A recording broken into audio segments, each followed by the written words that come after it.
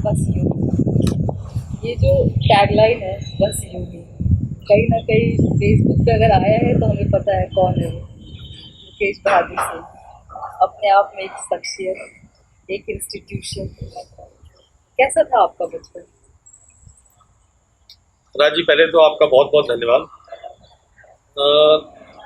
बस यूं ही जो टैगलाइन है, पहले वहाँ से मैं शुरू करता हूँ। बस यूं ही जो टैगलाइन है वो क्या होता है कि जो आपका नॉर्मल रूटीन है, जो आपकी रोज़ की दिनचर्या है, तो मुझे ये अच्छा लगता है कि तैयार होकर के ऑफिस के लिए आप निकल रहे हो तो फोटो किसी ने क्लिक कर लिया, उसको पोस्ट करना सोशल मीडिया में। सोशल मीडिया का ज़माना है तो उसमें लिखने को कुछ खास नहीं होता है, तो मैं इसलिए लिख देता हूँ क्योंकि एक रैंडम क्लिक होता है, तो बस यूँ कर करके मैं लिख देता हूँ। धीरे धीरे ये टैगलाइन जो है मशहूर हो गई, बहुत सारे लोगों ने कॉपी करना शुरू कर सब लिखते हैं दिया। अब काफ़ी लोग लिखने लगे। तो जैसे मैंने आपकी भी टैगलाइन देखा है कि जो टुगेदर वी कैन, वो भी बहुत सारे लोग कॉपी करते हैं। तो जो आपने पूछा प्रश्न कि बचपन कैसा था, मेरा बचपन जो है वो पूरा बोर्डिंग स्कूल में बीता। मैं जब बहुत छोटा था तो मेरे फादर ने, हम 3 भाइयों में से उनको लगा कि इसको बोर्डिंग में डालना चाहिए, क्योंकि उस समय ये माना जाता था कि बहुत कम बच्चे बोर्डिंग में जाते थे। तो ये हुआ कि तीनों बच्चों को भेजना तो माँ बाप कैसे वो करेंगे, 3 भाई हैं। तो उन्होंने मुझे सेलेक्ट किया कि मैं सबसे छोटा था, तो मुझे एकदम छोटे से मुझे बोर्डिंग में भेजा। तो बनारस में स्कूल है जिद्दू कृष्णमूर्ति जी का, राजघाट बेसेंट स्कूल। कृष्णमूर्ति जी जो है वो वर्ल्ड टीचर, उनको उपाधि मिली हुई है जिद्दू कृष्णमूर्ति जी को। और उस समय में वो ओहायो कैलिफोर्निया में रहते थे, और उन्होंने एनी बेसेंट के साथ ये राजघाट बेसेंट स्कूल बनारस में किया था। तो मेरा पूरा बचपन से लेकर करके और 10th तक, और 10th से लेकर करके +2 तक जो है वो मेरा बोर्डिंग स्कूल में बीता, जो कोएड स्कूल था। और अगर आप कभी गूगल पे जाके सर्च करेंगे तो राजघाट बेसेंट स्कूल आपको अमंग टॉप 4-5 कोएड स्कूल्स में मिलेगा। आपका भी अलग तो हुआ था उसके एलमनाई मीट हम लोगों का होता रहता है। तो जो बचपन है वो अच्छा बीता। मैं उसको ये कहूँगा कि जो नॉस्टैल्जिया है वो आज भी जीवित है हम लोगों में, जो हमारे सीनियर्स हैं, जो हमारे क्लासमेट्स हैं, जो हमारे साथ पढ़े हुए हैं। तो मैं ये मानता हूँ कि जो मेरा बचपन रहा है वो बहुत सुखद रहा है। और माँ बाप का भी मैं लाडला था, तो हालांकि मैं नहीं जाना चाहता था। जब स्कूल गया तो मैं गाड़ी जब छोड़ करके चली वहाँ से, तो मैं पीछे पीछे दौड़ा गाड़ी के पीछे चीखते हुए जो है, क्योंकि बहुत छोटा था मैं। बट धीरे धीरे जब स्कूल में आप अपने दोस्तों के साथ और उनके साथ इंटरेक्ट करने लगते हैं, रहने लगते हैं, तो बहुत सारी चीज़ें आप सीखते हैं। तो मैं ये कहूँगा कि स्कूल ने जो हमको सिखाया वो मेरे में एज ए फाउंडेशन, मैं उसको मानता हूँ कि मेरे में आई बुनियाद। और जो परिवार को साथ लेने का जो मेरा वो है, जो दोस्तों के साथ मिलकर के रहे, और जो मैं ये मान के चलता हूँ कि जो कर्म है वो आपको आगे ले जाता है। तो बहुत सारे ऐसे संस्कार हैं जो स्कूल सिखाता है। स्कूल भी एक पाठशाला की तरह होता है, आपको पता है। जैसे परिवार एक पाठशाला है, वैसे स्कूल भी एक पाठशाला है। तो जो हमारे टीचर्स थे स्कूल में वो माँ बाप के ही प्रतिबिंब थे। तो हम लोग आज भी उनसे संपर्क में रहते हैं, जो जिन्होंने हमें बचपन में पढ़ाया, पाला पोसा, खाना के लिए पूछते थे, सोने के लिए पूछते थे। तो बचपन जो है वो बहुत अच्छा भी था। बचपन की यादें आज भी हम लोग सारे दोस्त कैरी करते हैं, एलमनाई मीट्स में उनको शेयर करते हैं। जिस तरीके से जिया वो उसको आज भी जीते हैं हम लोग। मैं इस बात को ऐसे प्रेजेंट करता हूँ आपको कि बचपन को हम लोग अभी भी जीते हैं, और मैं ये भी चाहता हूँ कि मेरे बच्चे भी उसी तरह का बचपन वो जिए। छोटा बच्चा सबसे लाडला होता है माँ बाप का, नहीं होता जी, तो उनके लिए भी डिफिकल्ट होगा। डिफिकल्ट था, बिल्कुल डिफिकल्ट था। और मैं छोटा था तो निश्चित रूप से मैं जो लोग मुझे जानते हैं, पर्सनली जानते हैं या सोशल मीडिया से जानते हैं, तो मेरी मदर आज भी मेरे साथ रहती है, और जो है हम लोग जॉइंट परिवार में रहते हैं। तो छोटा था तो माँ बाप के लिए तो ये कष्ट था कि वो मुझे बोर्डिंग में भेज रहे थे। बट लेकिन क्या है कि सेक्रीफाइस करना पड़ता है, तो माँ बाप का जो त्याग होता है उसके तहत उन्होंने मुझे बोर्डिंग में पढ़ने के लिए भेजा। और मुझे गर्व है कि उन्होंने मुझे इस लायक बनाया बोर्डिंग में रख करके कि मैं किसी लायक बन सका। तो दिल पे पत्थर रख करके माँ बाप ने मुझे भेजा। बट शायद उसके परिणाम जो है, मेरे माँ बाप भी ये मानते थे। मेरे फादर की डेथ 98 में हुई, तब तक मेरी स्कूलिंग ख़त्म हो चुकी थी, ग्रेजुएशन ख़त्म हो चुका था। तो मेरे फादर भी ये मानते थे इस बात को कि मेरा बेटा जो है वो ठीक रास्ते पर निकला। क्योंकि उस समय तो बहुत कुछ कर नहीं रहे थे हम लोग, मैनेजमेंट कर रहा था मैं जब उनकी डेथ हुई। लेकिन वो कहते थे कि, और मेरे उनका रिश्ता भी ऐसा था कि मैं उनको कभी आप नहीं कहता था, मैं उनको हमेशा संबोधन में तुम कहता था। हम लोग दोस्त की तरह रहते थे। जैसे मैं और मेरा बेटा एक जैसे कपड़े पहनते हैं, वैसे मैं और वो एक जैसे, यद्यपि वो पुलिस अफसर थे, बड़े कड़क पुलिस अफसर थे, ईमानदार पुलिस अफसर ये आप थे। 90s की बात कर रही हैं। मैं 98, हाँ मैं 92 में मैंने ग्रेजुएशन किया था। उसके बाद 6 साल तक वो थे, तो मेरा उनका रिश्ता दोस्त जैसा था, और वही रिश्ता हमने अपने बच्चे के साथ डेवलप किया, क्योंकि जनरेशन गैप नहीं होना चाहिए। तो माँ बाप के लिए मैं लाडला तो था ही, स्कूलिंग करने के बाद भी और ग्रेजुएशन करने के बाद भी मेरे और उनके रिश्ते दोस्त जैसे थे। और मदर तो अभी आपने देखा ही है कि मेरे साथ रहती है, और वो भी अभी भी अपने जीवन को वो जीती है, जो उनके, मैं कहूँगा नाती और पोते दोनों में कहूँगा। तो उनके साथ भी उनका रिश्ता उतना ही हम्बल है, मतलब वो अपने पोते को डांस करते देखती हैं, वो अपने पोते को मजाक करती हैं, हम लोगों से आज भी मजाक करती हैं। तो एक अच्छा रिश्ता बनाना पड़ता है। पिताजी आर्मी में, दादाजी, पिताजी पुलिस में, दादाजी आर्मी में, कहीं ना कहीं बहुत डिसिप्लिन लाइफ आपकी रही है, जो मैं समझती हूँ आज भी आप उसको फॉलो करते हैं। आपके बच्चे भी उसी अनुशासन में बड़े हो रहे हैं। और नहीं राज, आपने एकदम सही बात को कहा, बट दोनों में अंतर है। जैसे मेरे फादर पुलिस बैकग्राउंड, पुलिस में थे, तो पुलिस में रहना, पुलिस में फंक्शन करना अपने आप में एक डिफ़िकल्ट चैलेंज होता है, क्योंकि जिस तरीके से परसेप्शन है लोगों का पुलिस के प्रति, आम परसेप्शन जो है वो कई बार बहुत अच्छा नहीं होता। बट लेकिन उसी पुलिस फोर्स में ऐसे जांबाज पुलिस अफसर भी हुए हैं, जिसमें से मेरे फादर भी थे, जो सोसाइटी के लिए जीते हैं, जो सही और गलत का फैसला त्वरित करते हैं और सही तरीके से न्याय करते हैं। तो मैं अपने फादर को ये मानता हूँ कि वो एक अच्छे पुलिस अफसर थे, और अच्छे तरीके से उन्होंने, जब तक वो सर्विस में रहते ही उनकी डेथ हुई थी, तो अच्छे तरीके से उन्होंने पुलिस की जो कार्यप्रणाली होती है उसको अच्छे तरीके से उन्होंने किया। फादर को पुलिस की जो नौकरी मिली वो उस समय मिली जब मेरे ग्रैंडफादर जो है वो रिटायर होकर करके आर्मी से, आर्मी टोटली डिसिप्लिन फोर्स है, तो मेरे ग्रैंडफादर ने मेरे फादर को अनुशासन में रखा, लेकिन मेरे फादर ने बड़े अभावों में अपनी पढ़ाई को किया। मेरे ग्रैंडफादर रिटायर होकर के 1952 में, वो ब्रिटिश आर्मी में भी थे और बहुत छोटे पद पर थे, मतलब वो पहले सिपाही थे और सिपाही से वो लांस नायक पद पर प्रमोट हुए थे, और वहीं से उन्होंने रिटायरमेंट लिया था। तो मेरे फादर जो है वो अभावों में उन्होंने पढ़ाई किया, तो घर की स्थिति परिस्थिति को समझते थे, क्योंकि आपको मालूम है कि 1947 और 52 में एक सिपाही की क्या सैलरी रही होगी। तो वो 17 रुपीज़ पेंशन पर वो आर्मी छोड़ करके आए थे, और उस समय कच्चे घर में हम लोग रहते थे। हमारे जो पूर्वज थे और जो हमारा परिवार था वो कच्चे घरों में रहता था, और गरीबी पूरे परिवार में और गाँव में इतनी थी कि अगर एक टाइम का खाना बन जाएगा तो दूसरे टाइम का बनना मुश्किल होता था, और बार्टर होता था कि मतलब तुम मेरे यहाँ गेहूँ दे दो, तुम मेरे यहाँ चावल दे दो। तो मेरे फादर ने 1940, हाँ मैं अपने गांव की बात कर रहा हूँ, बैसवारे में जो मेरा गांव है, तो उस समय पूरा गांव ही, बहुत सारे परिवारों के लोग डिफेंस में थे, और डिफेंस में जाना आज भी हमारे यहाँ, हमारे गांव में, हमारे ज़िले में डिफेंस में जाना एक शान मानते हैं। तो वो जो बुनियाद उनके अंदर पड़ी मेरे फादर के अंदर, वो उन्होंने देखा कि मेरे फादर जो है, यानी मेरे ग्रैंडफादर, उनको कैसे उन्होंने अभाव में और ईमानदारी से नौकरी करने के बाद उन्हें पढ़ाया। तो उन्होंने सोचा कि कितनी जल्दी हम अपने परिवार की जो स्थिति है उसका सुधार करें, सुधार मतलब फाइनेंशियल सुधार करें।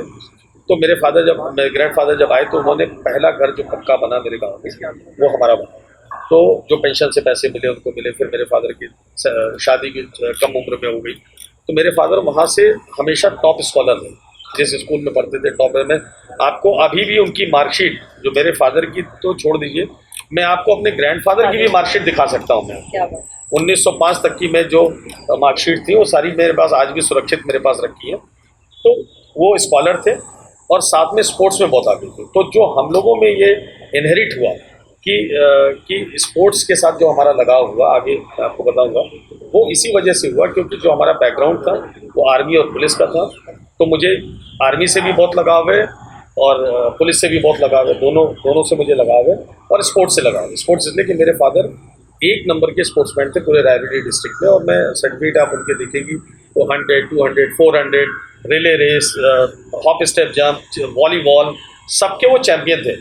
वहाँ से जब 12th के बाद वो लखनऊ यूनिवर्सिटी आए, लखनऊ यूनिवर्सिटी में आके उन्होंने MA इकोनॉमिक्स किया। उस ज़माने में MA इकोनॉमिक्स किया, और मैं वो फ़ोटो आपको दिखा सकता हूँ जो डिपार्टमेंट की जो फ़ोटो है। लेकिन चूँकि परिवार में मैंने बोला ना कि अभाव था, मेरे फादर को उस समय 60 रुपये स्कॉलरशिप मिलती थी गवर्नमेंट से।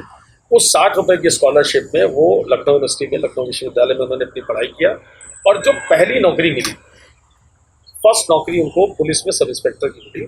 उस समय मैं वेतन रजिस्टर अगर मैं आपको अभी दिखा दूँ तो 250 रुपये उनको टोटल सैलरी मिलती थी, पहली नौकरी 1972। तो ये बैकग्राउंड जो है वो निश्चित रूप से जो डिसिप्लिन फोर्स का बैकग्राउंड था आर्मी का, मेरे कहने को वो मेरे फादर में इनहेरिट हुआ।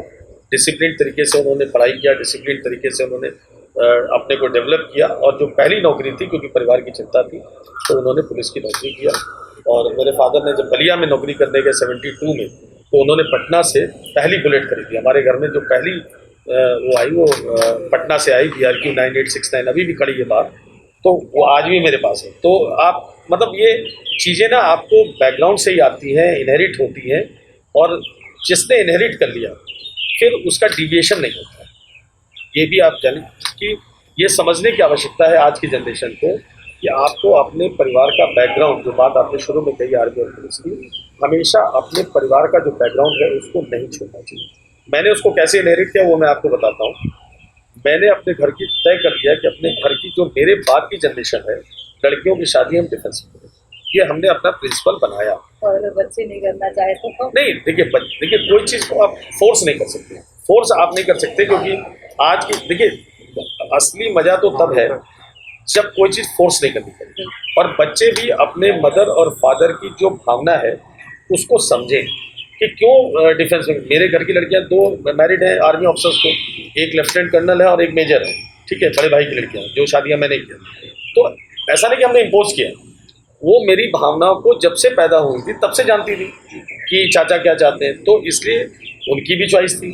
तो आप किसी को फोर्स नहीं कर सकते, और मैं इस बात का बिल्कुल मैं विरोध करता हूँ कि बच्चों को एजुकेशन में, बच्चों को उनकी ज़िंदगी में फोर्स नहीं करना चाहिए, बहुत पैम्पर्ड चाइल्ड भी नहीं बनाना चाहिए, उनको खुद से डेवलप होने देना चाहिए, जैसे हम लोग बोर्डिंग में रह करके डेवलप हो। तो बच्चे को फोर्स नहीं करना चाहिए किसी भी। मैं हर माँ बाप को सलाह देता हूँ कि डोंट फोर्स। बच्चा अगर नहीं भी पढ़ रहा है तो भी आप उसको छोड़ दीजिए, हो सकता है पढ़ने के लिए नहीं बना, हो सकता है वो स्पोर्ट्स के लिए बना। पढ़ाई की बात आती है, साहित्य की तरफ भी आपका काफ़ी रुझान है। शहर में जितने भी साहित्य वाले इवेंट्स वगैरह हुए हैं उसमें भी आपका काफ़ी योगदान भी रहा है, और हमेशा आगे से लीड करते हैं। तो पढ़ाई, बुक्स, साहित्य, देखिए क्या है, जो हमेशा से आपका राज क्या है कि कुछ चीज़ें आप परिवार से लेते हैं और कुछ चीज़ें आप समाज से लेते हैं। तो जो ये चीज़ें जो मैंने अभी बताई आपको, ये मैंने परिवार से लिया। अब जब आप बड़े होते हैं तो जो आपके सराउंडिंग्स हैं, जो आपके मित्र हैं, जो आपके दोस्त हैं, तो समाज से मैंने ये ग्रास्प किया, क्योंकि मैं जिस शहर में पैदा हुआ रायबरेली में, और जो मेरा परिक्षेत्र है बैसवारा जिसको हम कहते हैं, तो वहाँ कविताओं की खेती है। यानी बैसवारे ने और रायबरेली ने हिंदी साहित्य को जो दिया वो शायद उत्तर प्रदेश के किसी भी शहर ने नहीं किया। और आपने भी काफ़ी योगदान किया है। जब हमने देखिए, जब आप समाज को कंट्रीब्यूट आपको करना है, तो एक आपका पर्सनल लाइफ है जो आप परिवार के प्रति आप करते हैं, और एक ऐसी लाइफ है जो आप समाज के प्रति देते हैं। तो जब मैं बड़ा हुआ और मैंने अपने शहर को देखा कि उसका हिंदी साहित्य में क्या कंट्रीब्यूशन है, आचार्य महावीर प्रसाद द्विवेदी, शिवमंगल सिंह सुमन, जितने भी मलिक मोहम्मद जायसी, जितने भी आपको बड़े नाम दिखाई देते हैं, और वर्तमान पीढ़ी में मुनव्वर राणा, तो जब मैंने अपने शहर को देखा कि उसका ये योगदान है इसमें, तो मैंने तय कर लिया कि भाई चलो अभी तो मैं किसी लायक नहीं हूँ, मैं साहित्य को बढ़ाऊँगा, हिंदी साहित्य को बढ़ाऊँगा, नेशनल लेवल तक, इंटरनेशनल लेवल तक लेकर के जाएंगे, ताकि जो उनसे जो इनहेरिट समाज में हो रहा है, जो कंट्रीब्यूशन हिंदी साहित्य का है मतलब विश्व में, उससे नई जनरेशन पनपे। तो मैंने नई जनरेशन को बढ़ाना शुरू किया, जो अपने मंचों के माध्यम से उनसे, क्योंकि क्या है बहुत बार मंच की भी बड़ी आवश्यकता हो जाती है कि कोई कविता अच्छी लिखता है बट पढ़ेगा, तो वो मेरा टेस्ट था, और स्पोर्ट्स मेरा टेस्ट था। ये 2 चीज़ों में रायबरेली का कंट्रीब्यूशन है, तो मैंने दोनों को आगे बढ़ाया, हिंदी साहित्य को, और धीरे धीरे उसका स्वरूप बड़ा होता चला गया। रायबरेली से बाहर निकला, लखनऊ तक आ गया। जितने भी हिंदी साहित्य के बड़े नाम हैं, कुमार विश्वास को ले लीजिए, विष्णु सक्सेना को ले लीजिए, सर्वेश अस्थाना को ले लीजिए, मतलब इनफैक्ट देश के जितने भी बड़े हिंदी साहित्य के लोग हैं, डॉक्टर सुनील जोगी को ले लीजिए, तो सभी से मेरी अच्छी मित्रता है, और उन लोगों के माध्यम से धीरे धीरे रायबरेली का नाम आगे होने लगा, लखनऊ में नाम आगे होने लगा। कहते हैं आप ना गाते हैं ना कविता करते हैं, लेकिन साहित्य में सबसे मैं साहित्य संवर्धक नाम है। मैं अपने को साहित्य संवर्धक कहता हूँ। साहित्य संवर्धक जो है, जो साहित्य की रक्षा करे और साहित्य को आगे बढ़ाए। तो मेरा काम, मैं खुद में साहित्यकार नहीं हूँ, लेकिन मैं संवर्धक हूँ। तो मैं साहित्य की रक्षा करना, चूँकि मेरे जनपद का की ये खेती है साहित्य, तो मेरा फर्ज बनता है एक सोशल एक्टिविटीज़ के नाते कि मैं साहित्य की रक्षा करूं और हिंदी साहित्य को आगे बढ़ाऊं। देश के लिए कुछ कर गुजरने का जज्बा दादाजी में भी था, आपके पिताजी में भी था, और आपने भी वही इनहेरिट किया। लखनऊ के सोनू सूद के नाम से आप कोरोना काल में जाने लगे। आपको डर नहीं लगा कोरोना में? हमने आपका स्टेटस फॉलो किया, हर रोज़ मुझे लगता है 200-300 लोगों को खाना खिलाते थे पिछले साल, और इस साल भी जहाँ ऑक्सीजन चाहिए, किसी को भी कोई भी चीज़ चाहिए, तो एक नंबर अगर स्पीड डायल पे है मुकेश बहादुर सिंह, तो बस आप निश्चिंत हो जाइए। देखिए राज, ये बहुत बड़ा प्रश्न है। सवाल देश के लिए करने का नहीं। देखिए मतलब चैरिटी बिगिंस फ्रॉम होम, ठीक है? तो आपको शुरू तो अपने घर से करना है, घर के बाहर से करना है, और फिर धीरे धीरे अगर आपकी क्षमता है, ईश्वर ने अगर आपको इस लायक बनाया है, तो आपको समाज के लिए करना पड़ता है। आपको इस बात को समझना है कि दो तरह के जीवन होते हैं। एक जीवन जो सिर्फ ब्रेड बटर तक सीमित है, जो हर व्यक्ति करता है, जो भी इस दुनिया में आया है वो अपना ब्रेड बटर का करता है, जिसका कोई नहीं करता उसका ईश्वर करता है। तो आपको ये देखना है कि आपका लक्ष्य क्या है। जैसे मेरा लक्ष्य, जब मैं पढ़ लिख करके बड़ा हुआ तो मुझे फॉरेन में भी नौकरी मिल रही थी, मुझे दिल्ली में भी नौकरी थी, मुझे बॉम्बे में भी नौकरी थी, मेरे पास बहुत सारे ऑप्शंस थे, तो मैं काम सीखने के लिए नौकरी किया। बट मेरा वो लक्ष्य नहीं था। बहुत सारे लोगों का लक्ष्य है कि मल्टीनेशनल में काम करें, सीईओ की पोस्ट तक जाएं, एमडी तक जाएं, और बहुत सारे लोगों का लक्ष्य होता है फॉरेन चले जाते हैं। मेरे बहुत सारे दोस्त हैं जो विदेशों में हैं, अच्छी मैं भी घूमने जाता हूँ, बट मेरा लक्ष्य वहाँ रहना नहीं था। तो लक्ष्य पर आपको टिकना पड़ता है कि जीवन का उद्देश्य क्या है। मैं अपने बेटे को भी ये बात सिखाता हूँ कि तुम पूरी दुनिया घुमाओ, पूरी दुनिया में पढ़ाओ, सब कुछ सिखाओ, बट जो तुमको समाज को देना है वो तुम्हें यहीं आके देना पड़ेगा। ये मैं सिखाता हूँ उसको, बाकी उसकी मर्जी हो क्या करता है। लेकिन मेरा लक्ष्य डे वन से यही था कि मेरी अर्निंग से मैं भले 2 आदमी की मदद करता हूँ, 1 आदमी की मदद करता हूँ, 3 आदमी की मदद करता हूँ, मुझे करना है। तो हम लोगों ने गांव से शुरू किया। गांव में जब मेरे ग्रैंडफादर जिंदा थे, तो एक दिन हमने तय किया कि जाड़े में कंबल देंगे। सबसे पहले शुरुआत कंबल से किया। 25 कंबल हमने अपने ग्रैंडफादर को बोला कि दादाजी आप ये बांट दो। तो उनको उस 25 कंबल को जब उन्होंने अपने उन लोगों को बांटा जो अत्यंत गरीब थे और जो उनके कारिंदे थे, तो उनको बड़ी खुशी मिली। वो चारों तरफ कहते थे, अरे मेरा पोता इस लायक हो गया कि 25 कंबल उसने बांट दिए। तो शायद वहाँ से ईश्वरीय अनुकंपा शुरू होती है। आपको एक आपको सुकून तो मिलता ही मिलता है, क्योंकि आप लोगों के चेहरे पर खुशी देख रहे हैं, उनके लिए तो कंबल भी बहुत महत्वपूर्ण है। लेकिन उसी के साथ साथ मैं ये मानता हूँ कि आप खुद कुछ नहीं करते, आप तो सिर्फ एक निमित्त साधन मात्र हैं, आपको ईश्वर कराता है। तो ईश्वरीय अनुकंपा जो है वो आपको ताकत देती है पीछे से कि आप इस करने लायक बने। क्योंकि वो ऐसा नहीं, देखिए ये कहना बड़ा आसान होता है, बट बगैर ईश्वर की मर्जी के आप कुछ नहीं करते। ईश्वर आपको ताकत देती है, ईश्वरी सत्ता आपको ताकत देती है। तो आपको 25 से 50 लाख उन्होंने मुझे बनाया, 50 से 500 के लायक, 500 से 5000 के लायक। तो एक दिन ये आया, मतलब जिस दिन हमने 25 से शुरू किया था और उसके बाद तक, कि मैं 10,000 कंबल, 10,000 साड़ी मैं प्रत्येक वर्ष में बांटने लगा। तो ये अपने आप कुछ नहीं होता। पैसा रखना, पैसा लेना, पैसा कमाना, ये इसका कोई माने नहीं है जीवन में। आप कुछ भी पैसा रख लीजिए, अगर आपने समाज को नहीं दिया है वापस, तो आपका पैसा बेकार है। एक दिन टप से आपकी आंखें बंद हो जाएंगी और आप चले जाएंगे। और ये हमने तो और कोई याद तो, में। और कोरोना काल में भी जो आपने कहा ना, जब पैंडेमिक आया, तो पैंडेमिक में हमने 200-300 लोगों को खाना नहीं दिया। हमने 3 महीने तक लगातार 4000 लोगों को on an average, on a daily basis नहीं, ऑन ए डेली बेसिस 4000 का मतलब लखनऊ में कम से कम 8 या 10 जगहों पर 400-400, 300 के मल्टीपल्स में हम लोग देते थे, और मैं स्वयं जाता था। तो आप मेरी टीम से पूछेंगे तो वो लोग आपको बताएंगे। और उसमें भी क्या हुआ, उसमें भी लोग जो है, मैंने किसी से मदद नहीं मांगी, और हम लोगों ने उसकी व्यवस्थाएं की। व्यवस्था करने के बाद लोगों पे जाने लगे, चौक में भी जाते थे, गोमती नगर भी जाते थे, सब जगह जाते थे। तो लोग उम्मीद रखते थे। तो फर्स्ट वेव का एक्सपीरियंस मेरा भी अलग था। लोगों के सामने भूख की समस्या थी, और मैं बार बार इस बात को कहता था कि उत्तर प्रदेश सरकार जो है, देखिए लोग गलत बोलते हैं, उत्तर प्रदेश सरकार ने फर्स्ट वेव में भी और सेकेंड वेव में भी अभूतपूर्व काम किया।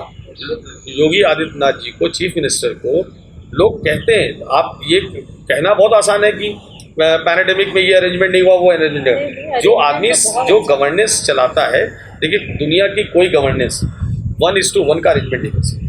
तो उस समय जब तक वो अरेंजमेंट करती है तब तक संगठनों को आगे आना पड़ता है, इंडिविजुअल्स को आगे आना पड़ता है। मैं पीएचडी चैम्बर ऑफ कॉमर्स को रिप्रेजेंट करता हूँ, मैं Indo American chamber of commerce को करता हूँ, तो आर्थर डी लिटिल को करता हूँ। तो हम लोग सांगठनिक रूप में अपनी ताकत को आगे प्रेजेंट करते हैं और गवर्नमेंट के पीछे खड़े जाते हैं कि हम लोग ये अपनी जितनी हमारी क्षमता है उतनी करें। और मेरे जैसे फिर सैकड़ों लोग सामने आते हैं, वो करते हैं, और इस बीच में गवर्नमेंट को टाइम मिलता है, गवर्नमेंट भी करती है।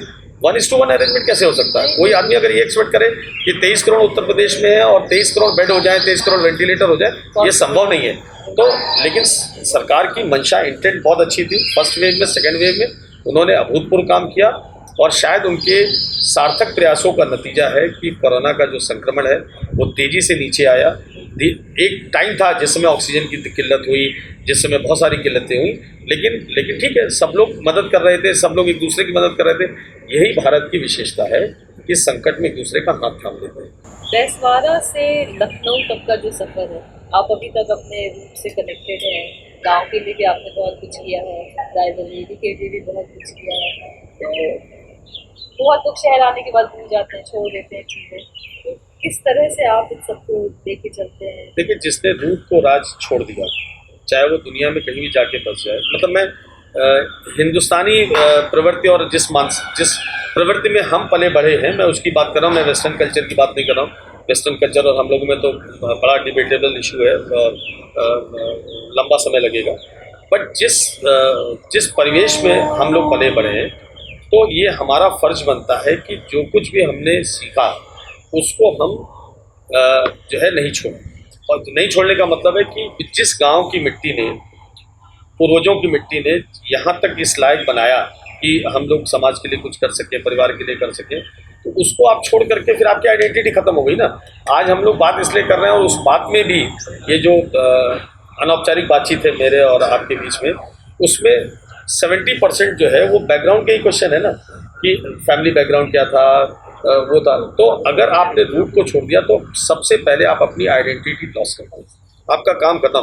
जो अपने पूर्वज को नहीं जानता, मैं आपको अभी बता सकता हूँ कि मेरे ग्रैंडफादर क्या करते थे, उनका क्या नाम था, उनका परिवार, उनके भाई कितने थे। ग्रैंडफादर के फादर को भी मैं बता सकता हूँ, उनके भी फादर को बता सकता हूँ।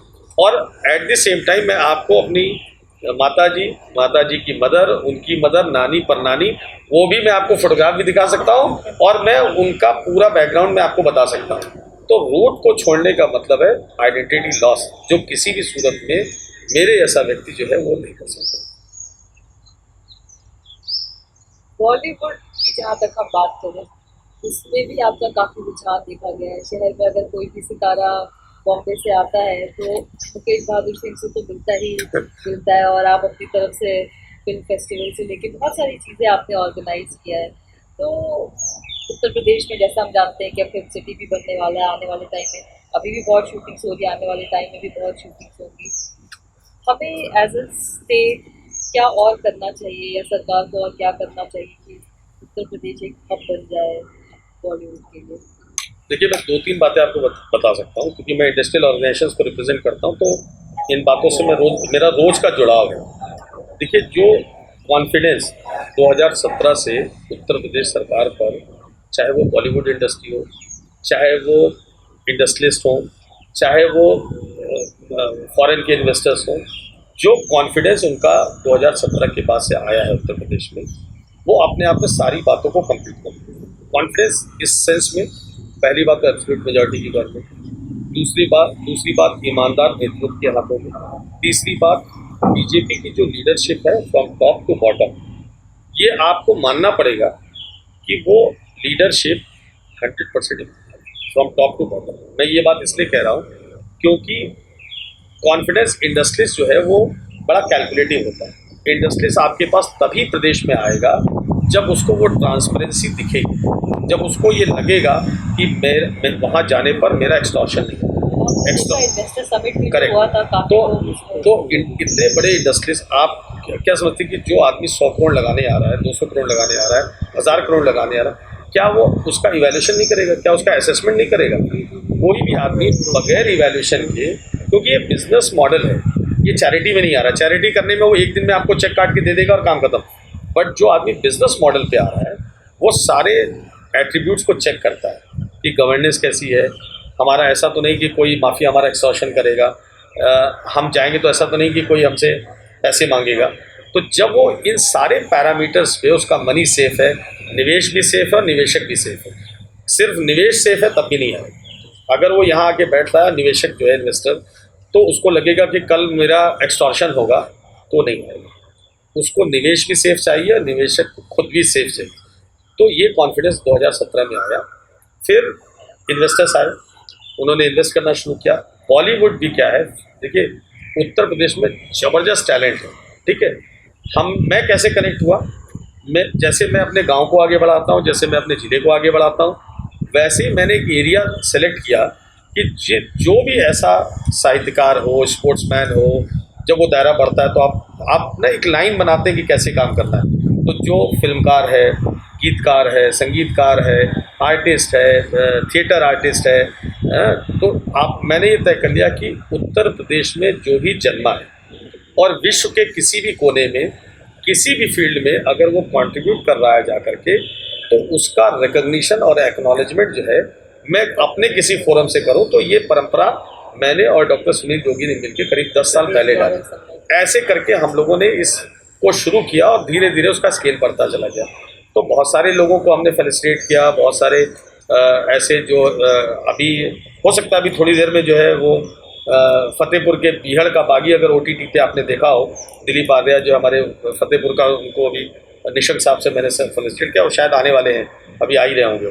तो ऐसे करके हमने उन छोटे से लेके और बड़े तक, बड़े का मतलब अनूप जलोटा जी, बड़े का मतलब अनुभव सिन्हा, बड़े का मतलब जिमी शेरगिल, सुरेश रैना, ऐसे बहुत सारे लोगों को, अनुराग कश्यप, है ना, तो बड़े प्रोड्यूसर डायरेक्टर विनोद बच्चन, राहुल मित्रा, तो राजपाल कश्यप को भी हमने किया। ऐसे लोगों को आइडेंटिफाई किया हर अलग अलग फील्ड से, और उनका एक्नॉलेजमेंट इस तरीके से किया कि स्टेट आपको आपके कंट्रीब्यूशन को एक्नॉलेज कर। और वो बहुत खुश हुए। मैं भी कुछ लोगों से मिली थी, आपकी और आपका खुद का फेलिसिटेशन उसमें हम लोगों ने किया। तो उसमें जो क्राइटेरिया वो यही है, या तो यहाँ पर जन्मा हो या लंबे समय तक उसने उत्तर प्रदेश को में काम किया हो। तो दोनों ही पैरामीटर्स होते हैं उसमें। जैसे आपका फेलिसिटेशन इसीलिए हुआ क्योंकि आपने उत्तर प्रदेश में लंबे समय से आप लगातार काम कर रही हैं, आपके राइटर्स पढ़े जाते हैं, आप पॉपुलर राइटर हैं, तो हम लोगों ने आपका फेलिसिटेशन किया। और मुझे याद है उस समय राम नाईक जी ने आपका फेलिसिटेशन किया था, उस समय जो गवर्नर थे जो है।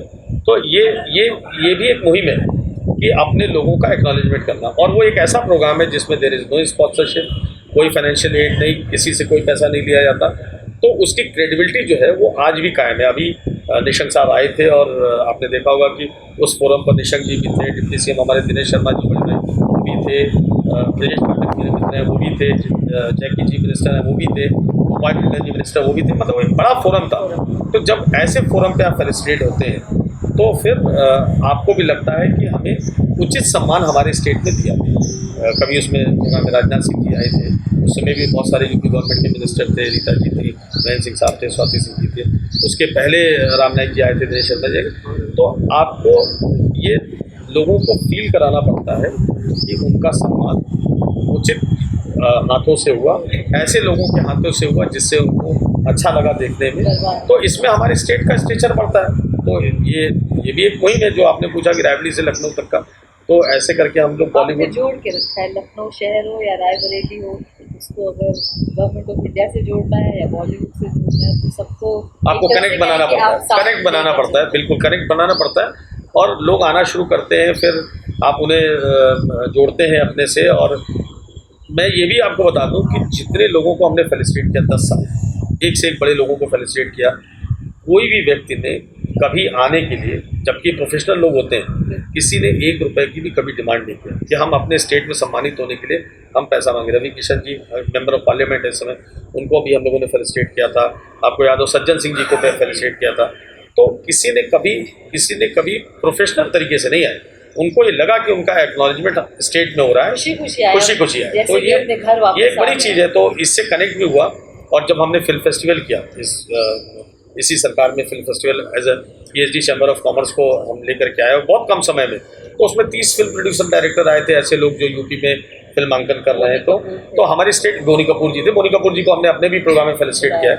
तो स्टेट की इकॉनमी में ये सारी जो पॉलिसीज़ हैं, चाहे वो फिल्म सिटी को लेकर के हो, ये सब एक बड़े और सराहनीय निर्णय हैं जिनसे आने वाले समय में उत्तर प्रदेश की इकॉनमी पे अच्छा प्रभाव पड़ेगा। युवाओं को आप क्या कहना चाहेंगे? युवा कहीं देखिए, हताश है राज unemployment जो की वजह किसी से। भी देश की जो बैकबोन है ना, वो हमेशा यूथ होती है। यूथ को नज़रअंदाज करके कोई भी स्टेट हो, कोई भी कंट्री हो, प्रोग्रेस नहीं कर सकता। कोई गांव प्रोग्रेस नहीं कर सकता, क्योंकि गांव से जो जब युवा बड़ा होता है ना, तो जैसे कुछ लोग तो एकेडमिक से बहुत अच्छा करते हैं, तो ऐसे जो यूथ होते हैं ना, वो एकेडमिक की तरफ खुद चले जाते हैं। उन्हें समाज से कोई मतलब नहीं है, उन्हें अपनी पढ़ाई किताब, उसके बाद में सर्विस, उससे मतलब है। तो उनको आपको बहुत डायरेक्शन में लाने की ज़रूरत नहीं पड़ती है। बट ऐसे बच्चे जो नहीं पढ़ते, तो अगर आप उन्हें, युवाओं को उस समय अगर आप उन्हें सकारात्मक दिशा में नहीं ले जाएंगे, तो वो नकारात्मकता उनके अंदर आती है। फिर ऐसे बहुत सारे बच्चे होते हैं जो क्रिमिनल के रूप में आगे बढ़ जाते हैं, बहुत सारे झगड़ालू हो जाते हैं, प्रवृत्ति बदल जाती है, गलत संगत में चले जाते हैं। तो किसी स्टेट को अगर प्रोग्रेस करना है, तो छोटे से ही आप एक्सपेक्ट मत करिए कि 100% बच्चे जो स्कूल में हैं वो सकारात्मक ही निकलेंगे और वो एकेडमिक्स में ही आगे जाएंगे, ऐसा कभी नहीं हो सकता। तो ये देखना चाहिए कि पेरेंट्स को, सोसाइटी को और गवर्नेंस को, उसको ये देखना चाहिए जिस स्टेज पर जिसका रोल आता है। पेरेंट्स का जब तक रोल है, तब तक पेरेंट्स को देखना चाहिए कि अगर मेरा बच्चा नई 100 में 80% नंबर ला रहा है, तो अगर वो गाना अच्छा गाता है तो उसे उस दिशा में प्रेरित करें, जो खेल में है उसको खेल की दिशा में प्रेरित करें। तो अगर वो गलत निकलता है तो उसमें दोष सिर्फ उसका नहीं, दोष परिवार का भी है, दोष समाज का भी है, दोष गवर्नेंस का भी है। तो जब वो बच्चा बड़ा होता है, तो बहुत सारे बच्चों को आप फौज के लिए प्रेरित करते हैं, ऐसे ट्रेनिंग प्रोग्राम चलाना चाहिए, ऐसे बहुत प्रेरक प्रोग्राम करना चाहिए जिसमें वो फौज की तरफ जाए। तो सबको मिल करके कलेक्टिव एफर्ट होना चाहिए। यूथ को डायरेक्शन जो है सही लाने के लिए कलेक्टिव एफर्ट आपको करना पड़ेगा। आप युवा को दोष नहीं दे सकते कि युवा गलत रास्ते पर चला गया, बट इसके लिए केवल वो थोड़ी जिम्मेदार है, इसके लिए तो सभी जिम्मेदार हैं।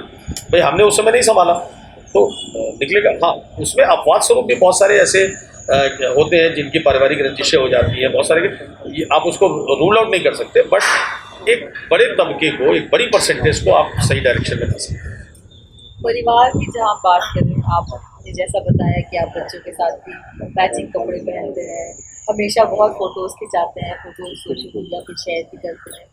हमने देखा आपको चापलूस पति का भी अवार्ड मिला था और आपने खुशी खुशी उसको होता है कवर पेज बना के रखा, और कुछ लोगों ने खिंचाई भी की, मजाक भी किया।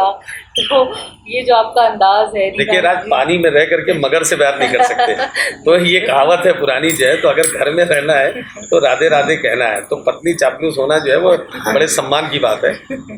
जहाँ तक बच्चों का सवाल है, देखिए बच्चे जो है, हम लोग जानते हैं जब हम लोग छोटे थे, तो स्कूल में जब बच्चा जाता है या जब उसके नए दोस्त बनते हैं, तो बहुत सारी ऐसी चीज़ें, अगर आप अपने बच्चे से संवाद नहीं करते तो जनरेशन गैप। मेरे भी रिलेशन में बहुत सारे लोग हैं जो पिता पुत्र का संवाद ही नहीं हुआ कभी, या अपनी माँ के साथ कभी नहीं खुले।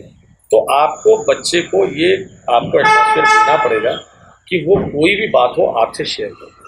मेरे यहाँ भी हुआ, चूँकि मैं अपने बच्चे से, हम लोग बहुत ओपन हैं, तो स्कूल जब मेरा बेटा अंशुल जाता था, बहुत छोटे की बात है, तो कोई बच्चा उसको पेंसिल से ऐसे मारता था, तो वो बात को ना वो अपने टीचर को कम्युनिकेट कर पाया।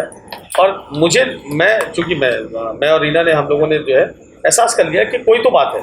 तो चूँकि मुझसे खुला हुआ था, तो मैंने रीना को हटा दिया और मैंने खुद अंशुल को लेके घूमने चला गया, मैं मॉल वगैरह, और मैं हाथ पकड़ के टहलता रहा और मैं पूछता रहा, और उसने मुझे सारी बात बता दी। तो आपको बच्चे को डेवलप ऐसे करना पड़ता है कि बच्चा, ये तो बहुत छोटी सी बात है, हो सकता है इससे बड़ी बात हो जाए, हो सकता है उससे भी बड़ी बात हो जाए। तो कई बार आपको उसको वो माहौल देना पड़ता है, वो फियर को आपको ख़त्म करना है। जो जैसे मेरा और मेरे पिता का संवाद था, तो कोई भी समय, मैं उनसे पैसे भी मांग सकता था, मैं उनसे लड़ भी सकता था, मैं उनसे गाड़ी भी मांग सकता था, मेरी जिद भी पूरी करते थे।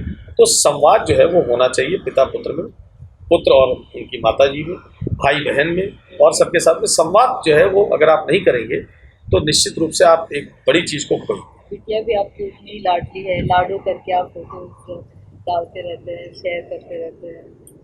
देखिए राज जो है, जिसने बेटी का महत्व नहीं समझा ना, वो फिर ना परिवार का महत्व समझेगा, क्योंकि वही बेटी आगे चल के माँ बनती है, वही बेटी बहन भी है, वही बेटी बहुत सारे रोल निभाती है। तो आपको बेटी को अगर आप नहीं समझे, बेटी जो है पिता के सबसे नज़दीक होती है। हर बेटी के साथ आप भी बेटी है तो आप इस बात को बहुत बेहतर तरीके से समझेंगी। बेटी जो है वो पिता के सबसे नज़दीक होती है। एक बार हम बेटे को नज़रअंदाज कर सकते हैं, लेकिन बेटी की किसी भी ख्वाहिश को नज़रअंदाज कर पाना किसी भी पिता के लिए बहुत मुश्किल होता है, नहीं कर सकता वो। इसलिए आप देखिए कि जो पारंपरिक तौर से जो सदियों से चला आ रहा है कि बेटियों की शादी के लिए कितने लोग मिट गए, बेटियों की शादी के बाद दहेज प्रथा में कितने पिता मिट गए, कितने, तो ये रिश्ता पिता और पुत्री का ऐसा होता है। तो अब धीरे धीरे उसमें परिवर्तन आ गया, अब लोग जागरूक हो गए, अब तो चलिए दहेज वगैरह की समस्याएं खत्म हो गई, लेकिन फिर भी पुत्री के साथ में आपको वो भी वही अटैचमेंट रखना पड़ेगा ताकि कल को वो अपनी बात को आपसे शेयर कर पाए। तो अगर आपके उससे ऐसे रिलेशन है तो आपको सारी बात बता देगी। अगर उसको कोई परेशान कर रहा है, कोई उसे छेड़ रहा है, या उसको हो सकता है बिटिया है मेरी, कल बड़ी होगी, किसी को पसंद करेगी, तो हमें पति पत्नी को कोई भी आपत्ति नहीं है। जब तक उसका कैरियर अच्छा है, जब तक उसकी जो पसंद है वो अच्छी है, तब तक हम लोगों को कोई परेशानी नहीं है, क्योंकि समाज बदल रहा है। तो हम उसको इसी तरीके से हमने उसको पाला है कि उसकी जो भी इच्छा हो उसको हम उसकी ख्वाहिश को पूरा कर सकें। समाज को साथ में लेके चलना है, गांव को साथ में लेके चलना है, देश को साथ में लेके चलना है। मुकेश जी को आगे कहा जाता है। मुकेश ये भी एक बड़ा अजीबोगरीब, मुझे कहीं नहीं जाना, ना मुझे पैसा चाहिए, ना मुझे गाड़ी चाहिए, ना बंगला चाहिए, मैं ऑटो में भी चला जाऊंगा, मैं बस में भी चला जाऊंगा, मुझे कुछ नहीं चाहिए।